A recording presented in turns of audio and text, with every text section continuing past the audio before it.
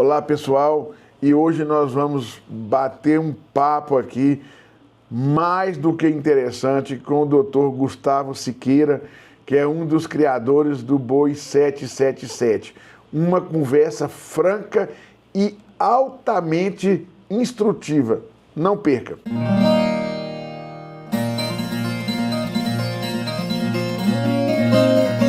Olá, pessoal, amigos aí do AgroVerdades, vamos dar continuidade aqui à nossa série, né, de entrevistas aí com as pessoas que foram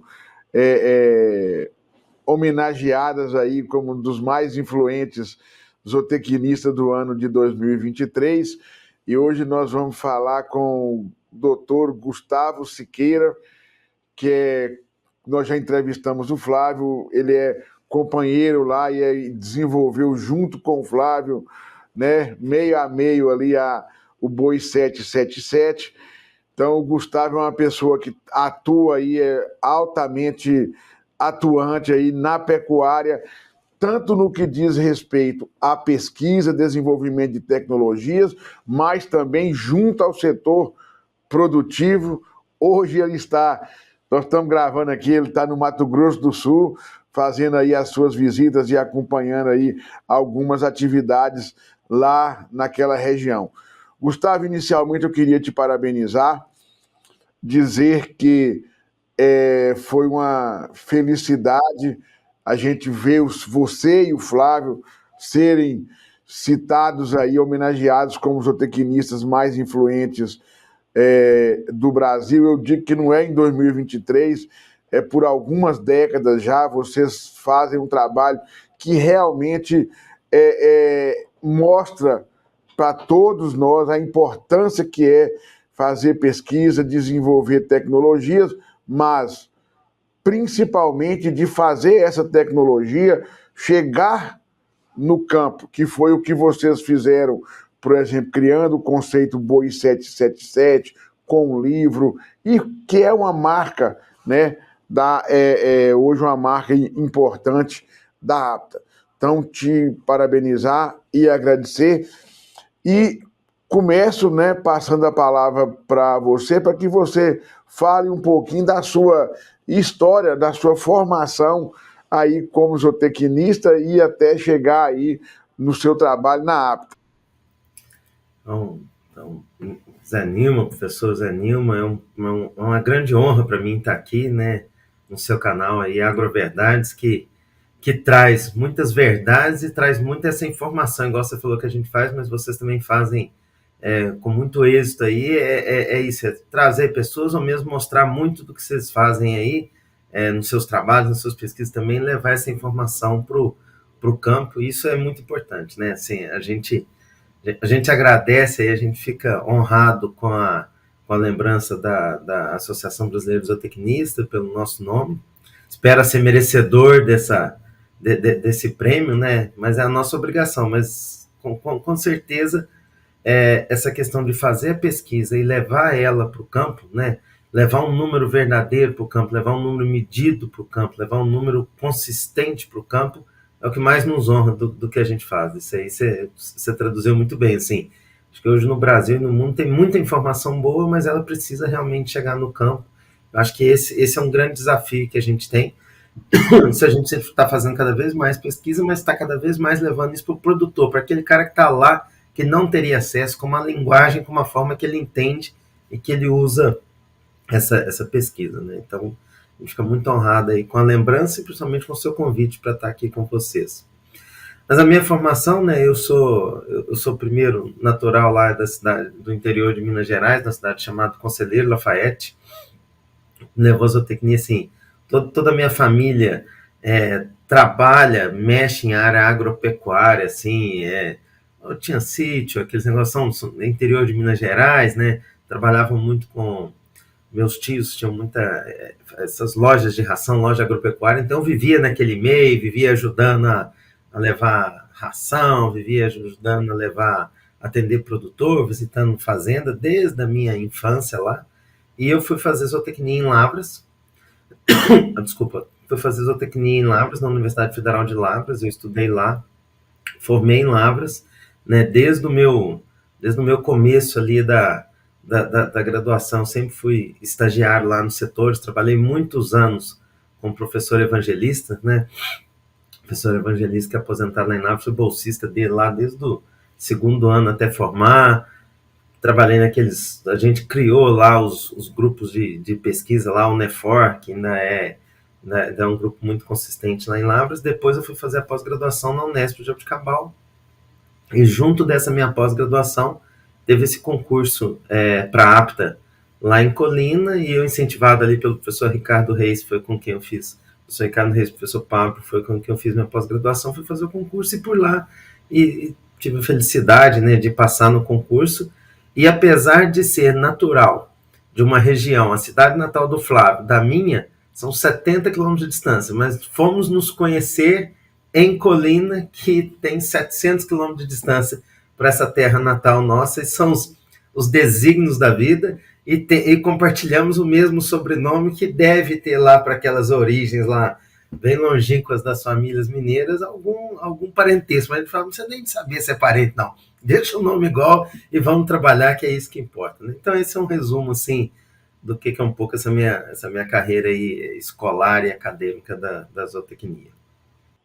Então nós também somos parentes também, porque eu fui orientado do professor evangelista, e como o pessoal trata todo mundo, os orientados, é o seu irmão, né? Então nós também temos um vínculo. Aproveitar e mandar um abraço aqui para o professor evangelista aí, que além de ter sido meu orientador, é um grande amigo, uma pessoa que sempre que a gente encontra tem sempre uma prosa muito boa. Flávio, hoje vocês criaram o conceito lá Boi 777, mas eu vejo que você tem focado numa fase dessa criação, que é a recria, tá?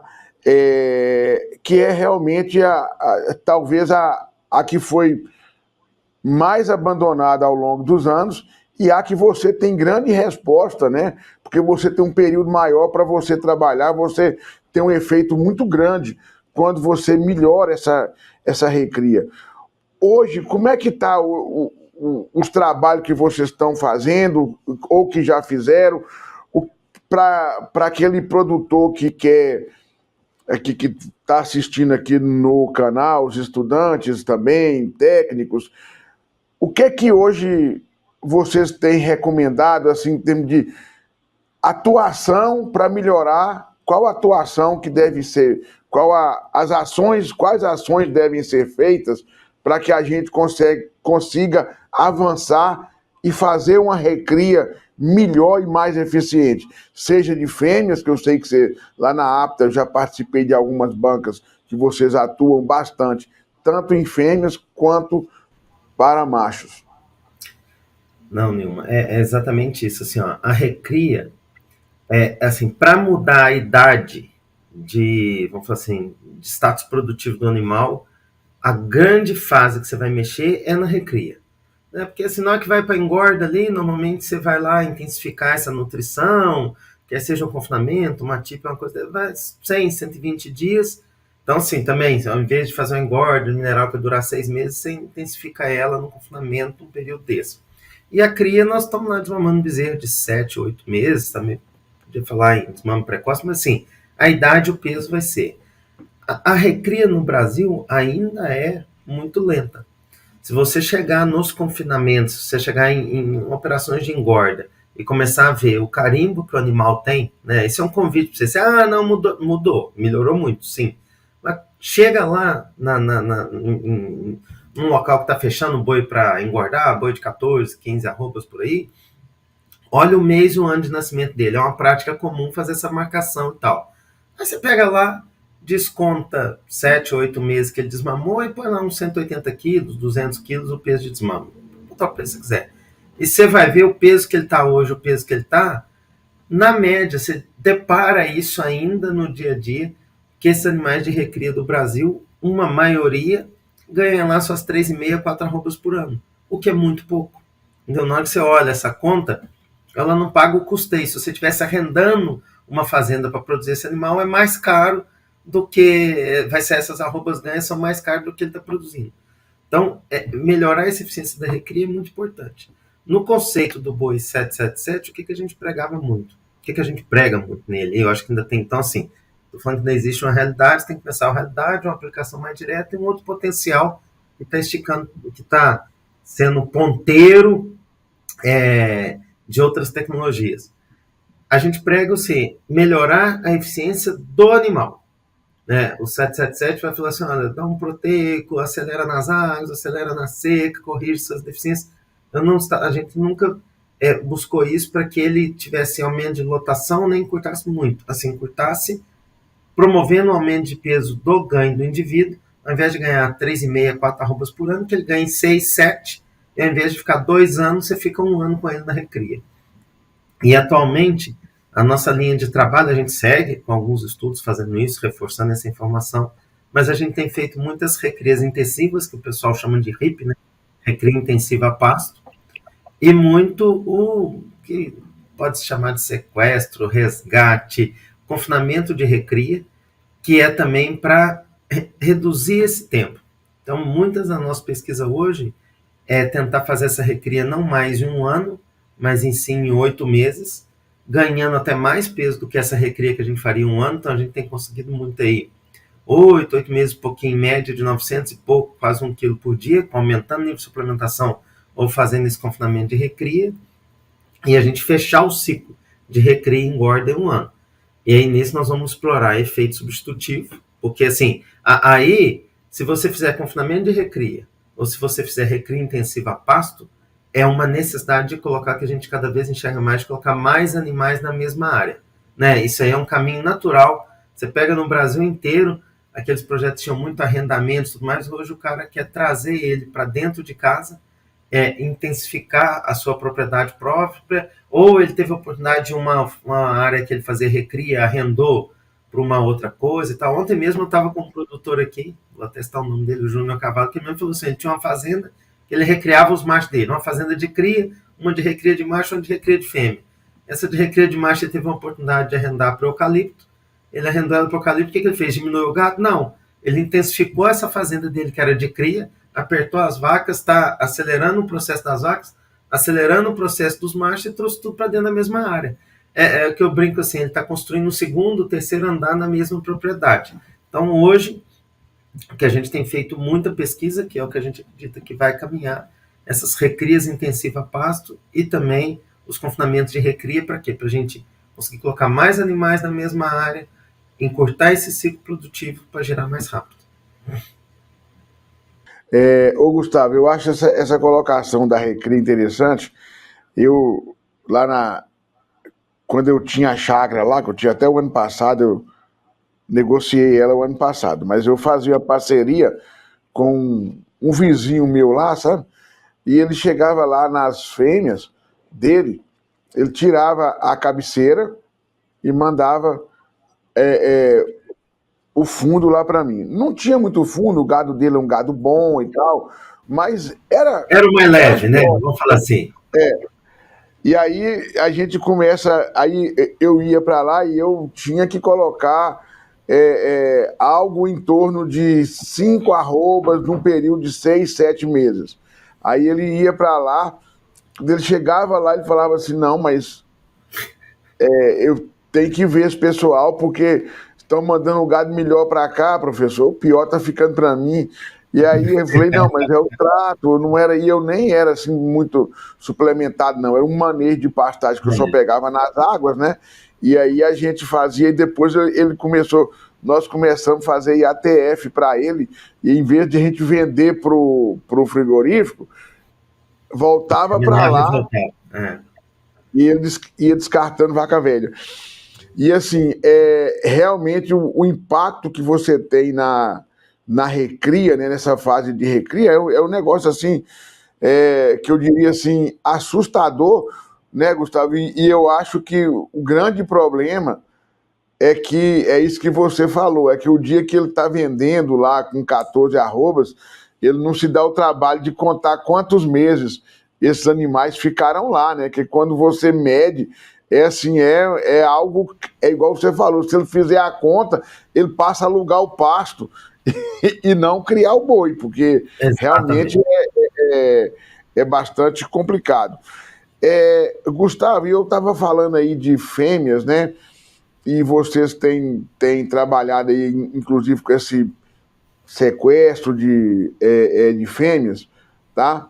E eu vejo assim que é uma tendência, né, em algumas regiões, cada vez mais você trabalhar trazendo fêmeas para uma condição de confinamento, para ela já sair dali, às vezes, já gestante.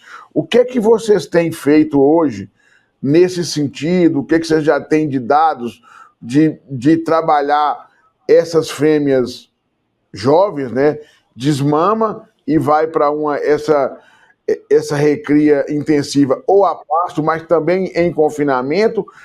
E eu queria, depois eu posso voltar a te questionar, a perguntar, a questão de que também tem muita gente fazendo cria em confinamento, tá? É. Você pode falar aí um pouco de uma coisa primeiro, depois da outra? Então vamos falar um pouquinho dessas fêmeas jovens. O que a gente está enxergando hoje? Não é para todo mundo agora, mas será para todos muito em breve. Assim, somente a raça Nelore, ela evoluiu demais. A genética hoje tem touros, hoje você tem assim uma difusão dessa genética muito melhor e tudo mais. E o que era, na minha época de estudante, emprenhar uma novilha Nelore, eu lembro que os meus projetos, fazer os 18 meses, para ter questão de precocidade sexual, o negócio, o Nelore nunca vai ser isso. Emprenhar uma novilha Nelore com 12 meses era uma coisa longe. Hoje você tem muito rebanho comercial fazendo isso, né?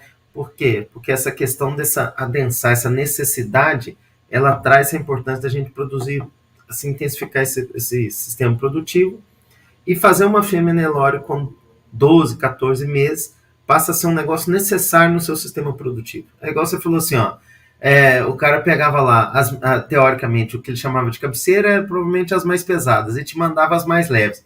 Você corrigia a nutrição dela, as suas ficavam melhores do que as outras. Falou, inverteu esse negócio. Por quê? O grande buraco é nutricional, certo? E o que a gente tem visto hoje com o que a gente chama aí de precocinha, né?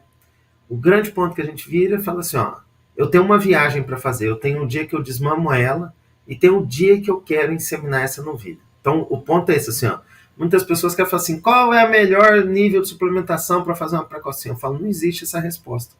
Existe o seguinte, você tem que pensar que você tem que fazer ela chegar numa data correta para ser inseminada e que encaixe bem dentro da sua estação de monta, que ao longo dos anos ela vai conseguir ter chance de emprenhar outras vezes. Não adianta fazer essa precocinha e jogar ela muito para tarde na sua estação de monta, que no próximo ano você não consegue emprenhar ela. Então, por exemplo, o que a gente fala? Atrasa uns 10, 15 dias do início da sua estação de monta e já começa de novilhas. Essa novilha tem que estar no peso certo naquela data, não é média. É todas que você for expor a esse desafio, elas precisam estar lá. Aí o que a gente faz? Assim, é uma conta de Excel mesmo, de matemática. Assim, ó. Eu preciso que dia 15 de outubro elas estejam num peso X. Eu estou desmamando ela em maio? Tô. Ela tem que ganhar o quê? 30 quilos. Tá bom, se ela tiver que ganhar 30 quilos nesse período, 200 gramas por dia eu chego lá. É um pacote tecnológico. Se ela tiver desmamado com 180 quilos em julho, putz, aí eu tenho que fazer o quê? Eu tenho que dar muito mais suplemento, muito mais nutrição para ela. Eu acho que o produtor ele deve fazer a seguinte pergunta, fala assim, ó, você está em Araguaína, né? Fala assim, eu tenho que chegar em São Paulo. Se tiver que chegar em São Paulo, quanto tempo você tem? Não, você tem 2 dias, pode ir de carro. Não, tem que chegar em São Paulo hoje no final do dia. Você tem que ir para pegar um avião e tal. Não, precisa de chegar em São Paulo daqui a pouco. Aluga um avião em Araguaína e vai. Entendeu assim? A velocidade que você vai fazer, que você vai resolver o seu problema, é que vai determinar qual meio você vai fazer. Então, eu não me preocupo assim se é 0,3, se é sequestro, se é 1% do peso vivo. Você tem que perguntar assim, ó, Nilma, para você pegar uma bezerra em maio e me entregar ela no peso X em agosto, ela tem que ganhar 700 gramas por dia. na sua condição, o que você faz para ela ganhar 700 gramas por dia? Você fala assim, não, se você der tal suplemento, não tem jeito. Então aí você vai usar sequestro, você vai usar 1% do peso vivo a pasto. Ou 0,5, ou 0,6, a tecnologia ela vem para atender o tamanho da sua demanda. Esse eu acho que é o ponto principal. E a gente tem feito muita coisa assim. Então, o que a gente tem visto? Que eu posso fazer lá tanto a pasto quanto num confinamento. A questão de quando você faz lá no confinamento, principalmente nós estamos falando de épocas de seca, você tem tipo assim, uma segurança maior de conseguir fazer. Eu acho que é por isso que tem levado as pessoas para isso, porque você fazendo a pasto é bastante interessante, mas você tem que vedar um pasto. Será que vai chover? Será que vai acumular massa suficiente? Quando vai voltar a chover? Será que o resultado vai acontecer? A sua previsibilidade é menor. Então, o que muito produtor tem optado quando vai para esse sistema é colocar ela no coxo, para quê? Para ele ter uma certeza do ganho, ser mais assertivo e chegar lá. E a gente tem feito muita coisa dessa, tanto em macho quanto fêmea, que é pensar o seguinte, ó, qual que é a taxa de ganho que eu tenho que fazer? A da fêmea, a gente pensa nela mais como chegar a um objetivo de um peso tal. A do macho tem que pensar que ele vai voltar para o pasto depois. E um cuidado que o produtor tem que ter muito assim, essa fêmea, você está buscando ela reproduzir, então você tem que diminuir o estresse desse animal. Por exemplo, dar dieta, reduzir consumo para não ganhar muito peso, é um problema que aumenta o estresse, e a volta dela para o pasto também tem que ser feita com cuidado, para não estressar e não perder a cria. Então, assim, esses são alguns pontos assim, gerais que o produtor tem que pensar bastante. Você já quer que fale? Gustavo, Oi. Quando eu dou aula lá sobre suplementação, inclusive esse dia eu liguei para o Flávio, sabe? Que eu peguei uma apresentação dele que ele mandou para mim, aí eu comecei a dar aula, aí o meu filho, que faz zootecnia, estava na aula assim, ei, você está plagiando a aula do Flávio? Aí eu peguei e liguei para o Flávio, né? Falei, ô Flávio, estão me acusando de plágio aqui. Aí... Não, informação é para ser usada. Mano, é brincadeira, né? Aí eu peguei e liguei pro Flávio lá na hora da aula, nós ficamos conversando, aí nós estávamos trocando ideia sobre o que eu estava falando lá. Mas assim, eu tenho colocado uma coisa, o Gustavo, que eu falo sempre. O cara vem me perguntar sobre suplementação, eu falei assim, você tem a sua estação de monta na cabeça? Porque é impossível você falar em precocinha e tal, se você não trabalhar bem a sua estação de monta, porque às vezes a programação não é programar, em tal mês não, mas programar o seguinte, o que eu vou fazer para ter a oferta de forrar mais cedo e tal, porque é um negócio assim, se você começa a estação de monta e a vaca não emprenha no início, quanto mais ela atrasar, mais você vai ter problema de desmama em junho, em julho, e aí você vai apertando. Então, o Gustavo, aproveitando aqui, né, que eu digo sempre para... Eu tenho dito que eu acho isso um problema crônico do momento que nós vivemos, é das pessoas pegar as coisas soltas e achar que, às vezes, que o produtor consegue fazer isso e copiar uma receita, a importância que tem um acompanhamento técnico. E aí, falando isso, eu já te faço uma pergunta nesse sentido. Como que está hoje, né, a gente trabalhando dentro desses conceitos, boi 777, novilhas mais precoces e tal, como que está a aceitação no meio, né, produtivo dos produtores, no sentido de ter esse acompanhamento técnico, que eu sei que uns, numa condição maior, pega uma consultoria com o Flávio, com o Gustavo, mas, por exemplo, ele é menor, ele pode pegar um técnico regional. Como que está hoje a aceitação de um técnico e não só como diz o outro, de internet para poder fazer as coisas? Eu acho que ela vem aumentando, mas ainda é muito aquém de onde precisa. entendeu? Porque eu acho que ela vem aumentando, mas assim, ela é muito aquém de onde precisa, porque eu acho que os produtores deviam buscar mais ainda esse acompanhamento de texto, essa interpretação, essa colocação mais adequada, isso estar mais perto, porque só tem a ganhar com isso aí. Mas eu vejo que a cada ano que passa, se fizer médias aí de 5 anos, essa aceitação, essa demanda, isso aumenta. Mas ainda é muito além, muito aquém de onde precisa ser, Nilma. E muitas vezes, assim, eu acho que tem dois grandes motivos, principalmente na pecuária de corte. Porque a maior parte de quem trabalha, quem tem propriedade de pecuária de corte, eu falo que assim, ó, a vida inteira mexeu com aquilo. A frase é essa, a vida inteira mexeu com isso. Não é nem que foi produtor, ou que produz, ou que entende aquilo como fazenda. É o famoso, igual o cara fala, o que você faz? Não, eu tiro o leite, né? E o que você vende esse leite? Não, eu entrego para fulano. Então você tira, quer dizer, é como se você extrai, simplesmente, não é produz e entrega, né? Igual boi. Eu mexo com boi. Não, você trabalha com boi, entendeu? É um trabalho. Você tem uma empresa produtora de carcaça, por exemplo, deveria ser o nome, ou produtor de bezerro, que seja. Então, cara, eu mexo com boi. Né? Você fala, mexo com boi. Então, cara, isso aí é um sentido muito assim. E as palavras têm poder. Quando você fala isso, você mexe com boi, e a vida inteira você mexeu, ela fica muito confortável em falar assim, mas eu sei disso, eu escuto lá o Gustavo falar um negócio, escuto o canal do Nilma, ele falou uma pesquisa, tal, eu vou fazendo aqui, escuto outro, e outro, e outro, e cada vez vão tendo mais e tal, e vou fazendo aqui, tá tudo certo. Tudo bem, é uma decisão sua.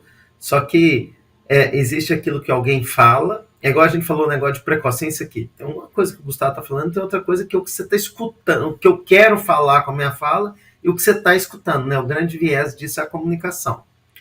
Então, e quando você a vida inteira mexeu com aquilo, é muito confortável você falar assim, eu sei fazer isso aí.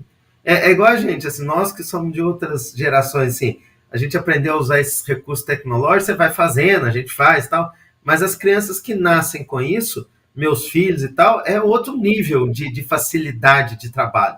É igual o cara que trabalhou com boi, é a mesma, a vida inteira fez isso, então ele traz conforto, ele não sente a necessidade do técnico. E o outro ponto, que eu acho que é crucial, então assim, existe um conforto de eu falar assim, eu sempre fiz isso, minha família inteira fez isso, a gente sabe fazer, é um ponto. E o segundo ponto é o desconhecimento. Qual que é o desconhecimento? Quantos produtores realmente sabem o quanto de gado tem, o quanto seus animais produzem e o quanto custa? Quando ele não sabe o quanto produz e nem o quanto custa, como é que ele vai sentir a necessidade de buscar uma ajuda? Né? Quando que as pessoas se alertam para poder, eu preciso de emagrecer, eu preciso de mudar minha vida, tem que tomar um sustinho, dá um infarto, dá não sei o que lá, tem um problema de saúde, vai no médico, ele te dá uma pré, seus exames estão muito ruins, você precisa de mudar a sua vida, senão você vai morrer rápido. Aí o cara fala, opa, porque ele tomou conhecimento. E é normal isso aí, às vezes quando um produtor entra nesses projetos que hoje tem, que eu acho que são muito interessantes, de avaliar como é que está a questão financeira dele, aí você vê uma demanda maior. Ele fala assim, olha, minha situação não achava que era tão ruim, está muito ruim, eu preciso de tomar uma providência.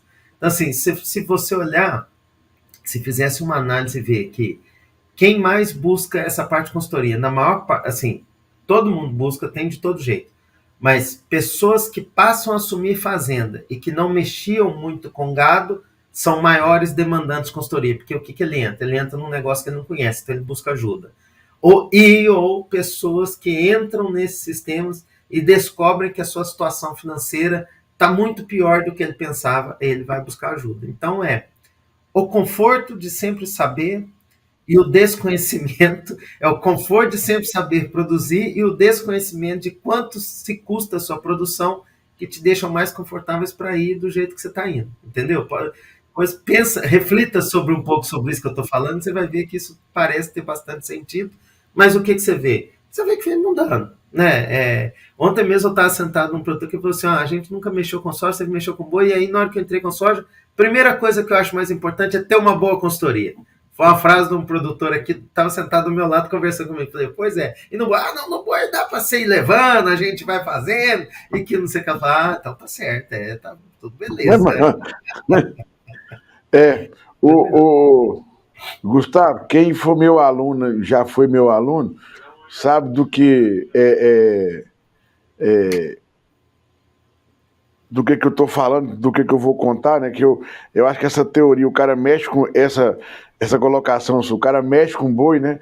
Agora, eu uso muito uma frase sua que você fala que é a teoria do tá lá mesmo, né? O cara não faz custo, não, mas o trator tá lá mesmo, tudo tá lá mesmo, né?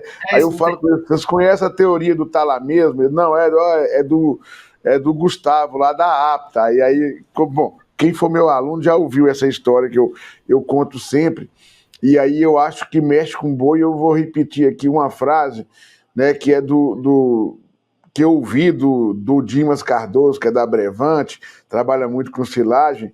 Ele fala que as pessoas confundem repetência com competência. Que aí que, na verdade, o cara acha que ele tem competência para fazer as coisas, porque ele tem 30 anos que ele está repetindo o mesmo erro. E de tanto ele repetir, ele acha que ele é competente, mas é só em fazer coisa errada. Mas vamos lá. Gustavo, eu gostaria de voltar aqui, se você puder relatar alguma experiência sua, né, com o que você tem feito, que nós falamos na parte de cria, né, em confinamento. Você tem alguma. Vocês estão fazendo alguma coisa nesse sentido? Como é que anda? Assim, a cria 100% fechada em confinamento, eu sei que existem projetos que estão fazendo isso, a gente conhece de visitar, mas, assim, conhecer de visita é uma coisa, conhecer de fazer é muito diferente, né? Até para a gente afirmar ou falar alguma coisa, você tem que conhecer de fazer e por algum tempo para conseguir levar isso aí para o campo. Mas, assim, eu vejo que é igual pensa, ó, volta na década de 80, quantos confinamentos de engorda existiam no Brasil? Pouquíssimos, hoje passa a ser uma realidade, tem grandes grupos, muito confinamento, é uma realidade, né, que fala, aquilo é só para os Estados Unidos e tal. Então, quando alguns começam a fazer, no futuro isso vai acontecer. Como eu enxergo? Eu enxergo assim que a cria 100% confinada vai ser uma realidade do Brasil? Eu não enxergo que isso vai ter uma proporção muito alta no Brasil. Eu enxergo que vai gerar, em alguns pontos, oportunidades disso aí. Mas o que eu enxergo muito? Eu enxergo que coisa assim, que você vai criar, igual você fala bastante assim, ó, você vai ter que ter em fazendas de cria, que aqueles passos são baixinho, ralinho, em campo de futebol, você vai cada vez mais intensificar, vai falar em rotacionado, vai falar em adubar pasto para cria. Aí o que a gente enxerga muito? Que parte do ano nós vamos ter suplementação volumosa e suplementação mais rica em concentrado para essa cria. Tá certo? Então, assim, isso eu enxergo muito, isso a gente já vê acontecer. Ontem mesmo a gente estava discutindo exaustivamente com um grupo de produtores, assim, ó, qual volumoso, vai fazer silagem, vai fazer feno, quanto nós vamos fazer para produzir isso, para o quê? Para sustentar essas vacas no período da entre-safra, tá certo? Então, assim, experiência particular, pode falar assim, olha, a cria confinada tem dado isso, isso, isso? Não tem. Mas o que a gente tem visto? É o tal do confinamento dessa vacada aí alguns dias na época da seca para melhorar a condição do score corporal, para voltar o pasto sair e eu voltar a ter isso. Então, esse tipo de coisa a gente enxerga que é realidade hoje, é cada vez mais frequente você ver as pessoas se preocupando em produzir um volumoso, quer seja silagem ou feno, das mais diversas culturas que podem, para tratar de vaca durante um tempo da entre-safra. Por quê? Porque precisa de manter a lotação da fazenda dele mais alta, porque precisa de recuperar a condição corporal dessa vaca, para ela passar o ano inteiro bem, reproduzir bem, e você conseguir produzir bastante na sua fazenda. Mas eu acredito, Nilma, que, assim, que mais projetos de cria confinada existirão, apesar de eu não ter a competência ainda para poder afirmar o custo, enxergar como é que ele funciona, o que está acontecendo com eles, entendeu? Gustavo, e assim, eu fico olhando, né?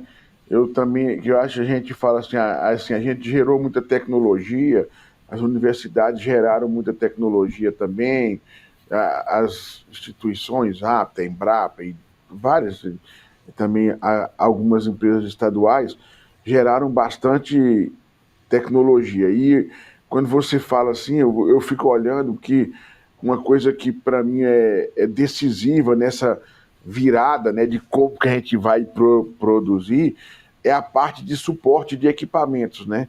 Você imaginar que a gente aí, se a gente falar 15 anos atrás aí, uma automotriz, né, para colher silagem era uma coisa Do outro mundo, né? Como diz de outro mundo, em regiões restritas, ali, né, para um gado de leite mais intensivo. Hoje você chega aqui no interior do Tocantins, você tromba aí com 2, 3 automotrizes colhendo, e assim você conseguiu automatizar muito, né, esse processo de colheita, de armazenagem, de distribuição, e eu penso que isso é um caminho sem volta, né? Então, quando a gente fala, né, desse processo de intensificação, colocando ali os animais por um momento em confinamento, eu acho que isso passa muito, né, por esse acesso a essa tecnologia que era impensável você pensar em colocar a vaca na fase de cria confinada, colhendo forragem com aquela coisinha de uma linha que não colhia nada e etc. Não tinha. Para você transportar era complicado, para compactar, para tirar. Então, assim, eu acho que acho que é uma realidade que a gente precisa, né, de começar a se preparar, né? Essa virada, ela não ocorreu sozinha, ela ocorreu porque tem a ciência da nutrição, mas também tem essa disponibilidade de implementos de novas tecnologias para a gente trabalhar, né? Gustavo, eu já estou tomando muito seu tempo, nós já vamos aqui para quase 40 minutos. Eu tenho feito essa pergunta com frequência, né? Mas eu sei que você atua mais na área de gado de corte. Como que você enxerga, né? Aqui não estou querendo, tem nada a ver com o mercado, não. Eu estou pensando em sistema produtivo. Qual que é a sua visão aí para o produtor em termos de produção, de demanda de mercado, assim, no sentido de qualidade de carne, de os índices que que a gente pode conseguir dentro de uma fazenda aí nos próximos anos? O que você acha, para onde que você acha que caminha a pecuária de corte no Brasil, em termos de uso de tecnologias, de obtenção de resultados? Não, eu acredito que assim, ó, que a pecuária de corte no Brasil, ela vai caminhar, na sua grande maioria, para buscar exatamente isso aí, assim, a palavra eficiência produtiva e econômica, elas têm que andar junto, não pode andar separado. Não é fazer, eu não posso gastar 2 para colher 1, eu tenho que gastar 1 para colher pelo menos 2. Esse é o objetivo, né? Então, o que a gente enxerga, e o que eu vejo em fazendas, visitando e conversando com o produtor e recebendo muito produtor em colina, que a gente faz, eu vejo que o grande volume nosso, o grande DNA da pecuária brasileira é produzir com uma eficiência produtiva e econômica. E a gente tem muito aonde acrescentar isso, tá certo? O exemplo que você deu, assim, você tem lá a genética, igual você falou assim, um seu parceiro que te entregava um animal que era o mais leve, você convertia aquele animal para virar o mais gordo. Quer dizer, ali você está mostrando para ele o seguinte: olha, meu filho, seu gado pode ser bom, mas o que ele tá, mesmo você achando que está bom lá, aqui na minha casa pode estar muito melhor. Então, assim, o que eu vejo, pensando em produção e mercado, que o grande DNA nosso é produzir com essa eficiência. Só que nós somos muito grandes. E o Brasil hoje, ele consegue atender a todas as exigências de mercado que pode existir. Eu gosto muito até de uma abordagem que o Roberto Barcelos faz, negócio de carne de qualidade boa. Ele compara lá, ele põe lá, o boi 777, uma carne gourmet. O boi 777 não é uma carne gourmet. É uma carne commodity. Mas que é commodity não é sinônimo de porcaria. É sinônimo de um animal que vai ter... Ele é jovem, ele é pesado, ele é produzido com eficiência e com o mínimo de acabamento necessário para atender o mercado. Mas não é aquela carne especial que vai ter um valor agregado mais alto. Muitas pessoas querem que ele seja isso, mas ele não é isso.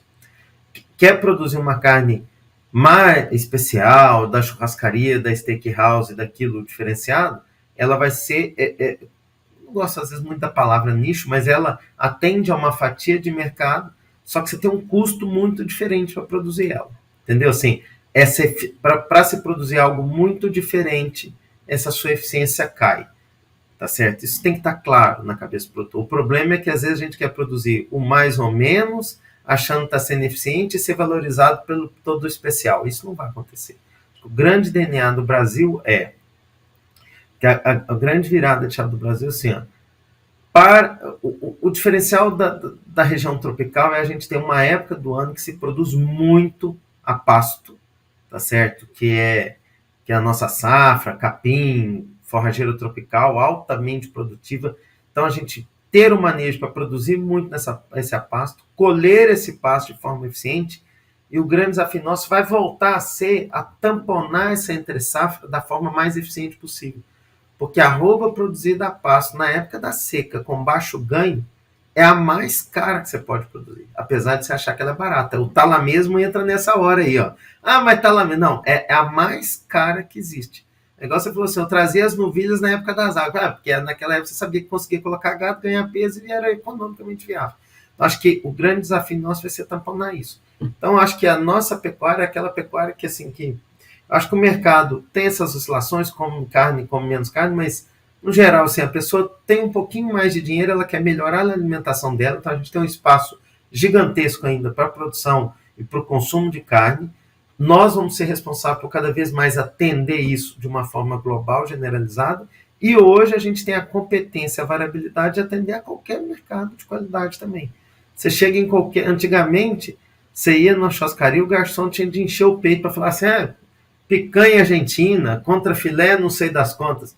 Hoje eu faço um convite para você, se você chegar num restaurante e o cara falar assim, contra filé argentino, você fala assim, traz um rótulo da embalagem desse produto lá para eu ver se realmente veio da Argentina ou se veio do Brasil.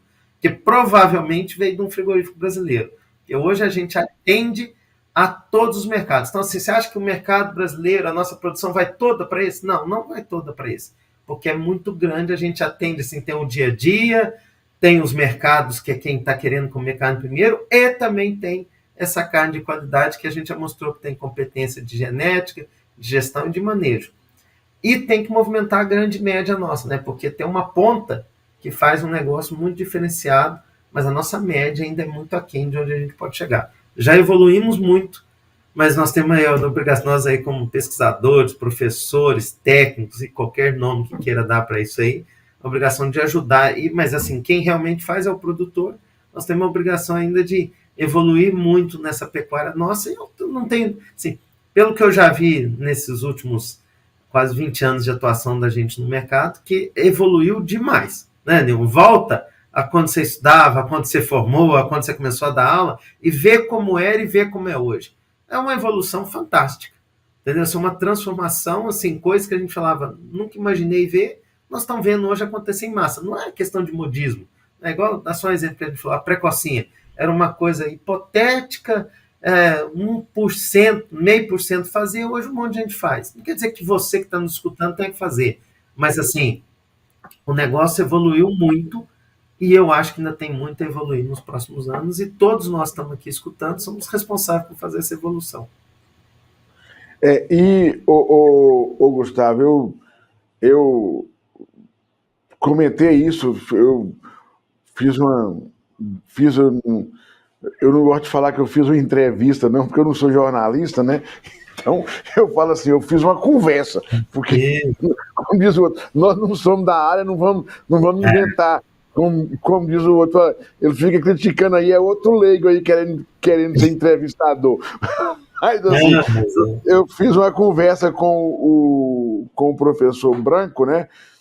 E aí a gente estava conversando exatamente isso, do avanço que tem nos últimos anos, e uma coisa muito interessante, coisas que surgem, que têm surgido primeiro no campo, e para depois trazer para a gente às vezes até validar o que já está sendo feito lá, porque os volumes e as possibilidades, elas surgem numa velocidade muito grande e a pessoa vai fazer aquilo, depois fala, Gustavo, vem aqui, olha isso, a gente vai.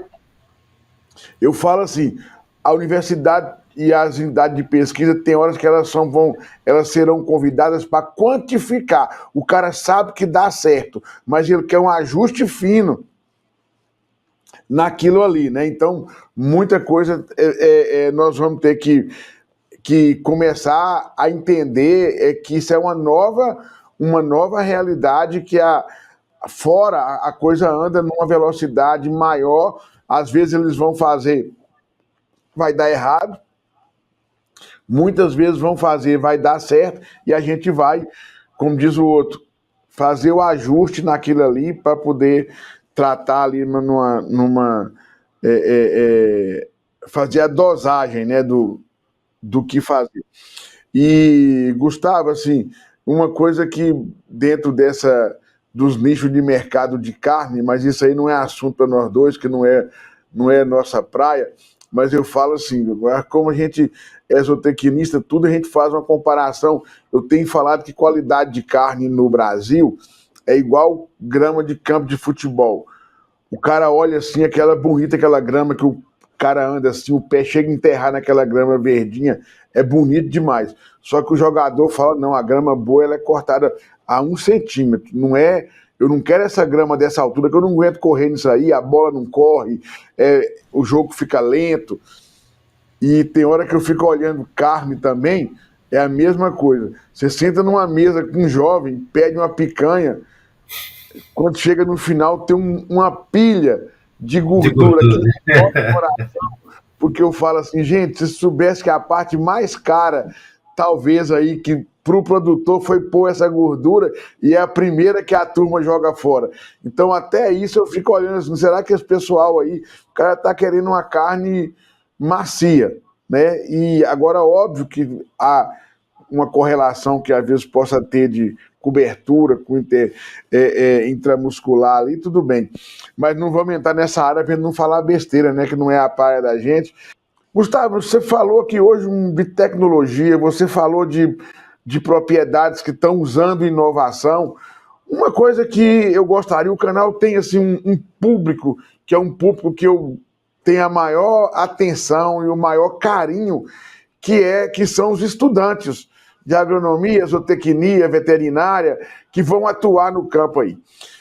Dentro da sua experiência como pesquisador, como uma pessoa que acompanha várias fazendas, o que você diria hoje para uma pessoa que está cursando zootecnia? Vamos na nossa profissão, é óbvio que serve para todas as outras, mas que conselho que você daria para esses jovens? O conselho que eu daria para esse jovem é o seguinte: às vezes a pessoa vai fazer zootecnia para falar assim, eu gosto de mexer com bicho, não gosto de mexer com gente. E você vai entender que na sua vida o que você vai mexer é com gente, você vai precisar de gente para mexer com bicho. Então, assim, eu daria o conselho para os alunos o seguinte: sejam bons técnicos. Eu falo assim, ó, eu brinco, tem algumas apresentações que eu faço, quando eu faço para aluno alguma coisa, que existe aquela curva da distribuição normal, sabe? Estatística. Nós estamos falando agora para o aluno, né? Tem aquela curva da distribuição normal, ou seja, na média tem um monte de gente. Na média, está todo mundo igual ali. Então, não seja da média. Busque ser diferenciado. Por quê? Na média, troca o A pelo B e não tem problema nenhum. Esse é o mundo verdadeiro, é o mundo capitalista. Então, você tem que ser um cara diferenciado. Então, dedique-se. Primeiro ponto, assim, dedique-se, aprenda, busque as oportunidades. Se você é estudante, busque fazer estágio, busque fazer estágio dentro da sua universidade, nas suas férias, busque as oportunidades de fazer estágio fora e tal, e entenda o que está acontecendo. Eu acho que aí, quando você formar, o grande erro do novo, do recém-formado, é aquela ansiedade que você fala assim, não, mas eu aprendi na universidade que só esse é o jeito certo de fazer. Não, nunca existe só um jeito de fazer.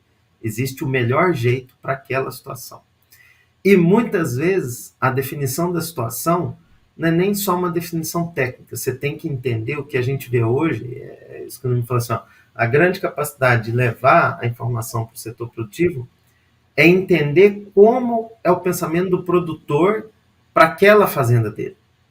Quão disposto ele está em acelerar mais ou menos. Então, assim, a gente pode melhorar o sistema dele em diferentes formas, em diferentes velocidades.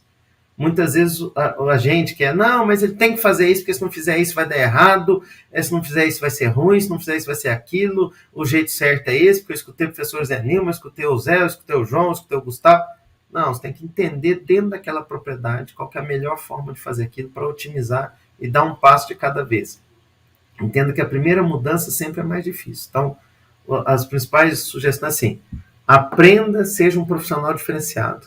Aproveite todas as oportunidades que você tiver de conhecer, de estar na prática, de viver e tal. Mas não acho que assim só a prática esquece. O bom profissional é aquele que consegue. A gente começou falando isso aqui, ó, é levar a pesquisa, quer dizer, levar a teoria, aplicá-la no campo. Esse é o profissional diferenciado. O do meio, eu tenho uma frase que, na hora que eu aprendi essa frase, eu falei assim, a gente fala muito assim, ó, na prática a teoria é outra. Eu acho que essa é uma das frases mais erradas que existem, um dos conceitos mais errados que tem.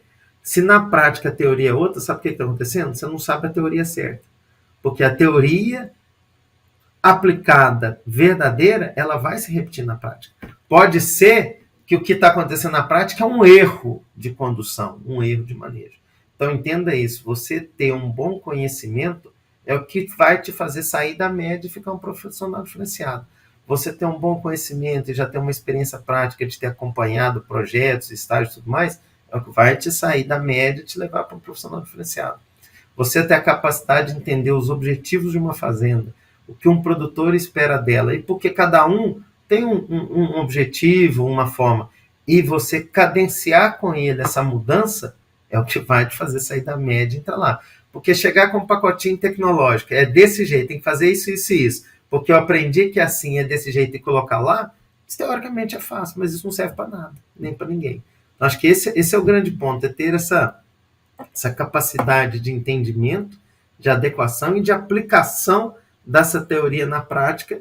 São os principais conselhos que eu posso te dar para os alunos aí. Eu acho que o grande ponto é esse. Essa é a minha visão, né, do negócio. Mas eu concordo plenamente com você. A minha visão é muito bem parecida com essa, e eu falo o seguinte com os meninos: a grande virada que a gente tem é você saber beber em fontes limpas, que hoje você tem que ter muito cuidado, porque tem muita coisa boa e muita coisa ruim na internet, ou seja, tem várias fontes para você beber. Saber escolher qual que você bebe, né, é decisivo. E eu falo que eu falo com os meninos assim, ó, se eu fosse seguir os conceitos do que eu aprendi na minha graduação, eu talvez não fosse, eu não conseguisse emprego nem como vaqueiro hoje numa fazenda, porque bem-estar animal eu não sabia nada, a relação interpessoal nunca ouvi falar. Então, assim, se fosse baseado naquilo, eu seria um profissional extremamente difícil de me colocar, não com a minha formação, mas nem para fazer um serviço menos técnico, vamos dizer assim, mais prático, eu talvez não servisse. Mas, Gustavo, olha, eu queria te agradecer imensamente, tá? Foi um papo, eu atrasei, como diz o outro, não cumpri o nosso prazo de horário, que nós acabamos incompridando aí a conversa, mas é porque o papo estava muito bom. Te agradecer, tá? E passar a palavra para você aí, para você fazer alguma consideração, que você fique à vontade, para a gente ir para o encerramento. Não, professor Zé Nilma, foi um prazer estar aqui. Realmente a conversa foi muito agradável, muito bom conversar aqui com você, a gente poder tocar em alguns assuntos aí que a gente espera que ajude ao setor produtivo, ajude aos alunos. Isso aí para nós foi muito bom. Agradeço aí mais uma vez o convite de estar aqui com você. Agradeço a Associação Brasileira de Zootecnistas pela lembrança aí, e quem indicou, quem votou a seleção do meu nome, a gente fica muito honrado com essa lembrança, é muito prazeroso a gente ser lembrado assim. E eu só tenho a agradecer a todos, né, desejar aí sucesso aos produtores, aos alunos, os técnicos, que olhem para essa atividade nossa, para esse mercado nosso, que é gigantesco, é demandante hoje fortemente de bons profissionais, né? O bom profissional hoje não fica sem emprego, não fica sem oportunidade, o bom produtor hoje tem o seu espaço, então vamos sair da média e ser um diferenciado, que aí você está com suas condições garantidas, né? O que eu posso desejar é agradecer a todos o tempo aí desprendido para escutar a gente a falar aqui e desejar sucesso a todo mundo. Gustavo, muito obrigado. E, como sempre, aqui a gente encerra o programa, né? Esse foi mais um Agroverdades, passando o agronegócio do Brasil a limpo.